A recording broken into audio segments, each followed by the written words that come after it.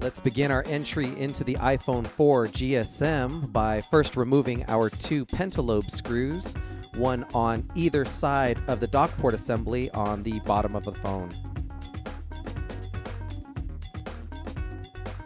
With our pentalobe screws removed, we can take a grip of the rear portion of our phone and slide it upwards about 1/8 of an inch.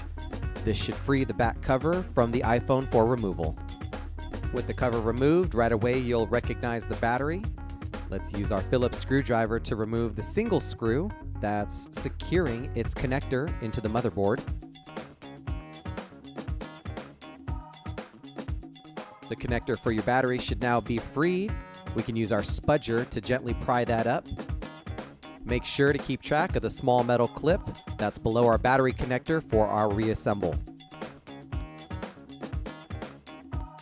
A combination of our spudger and the use of the plastic pull tab for the battery, and it should lift quite easily for removal.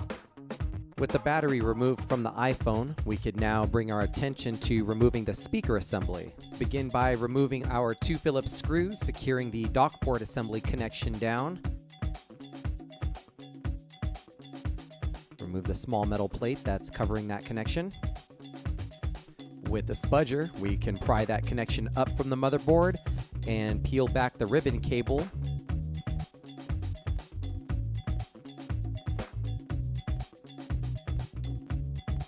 The speaker assembly is secured by two Phillips screws, one on each side. And don't forget about the coaxial connection. We can use our spudger to gently pry up that connection to begin with, followed by our screwdriver to remove the screws.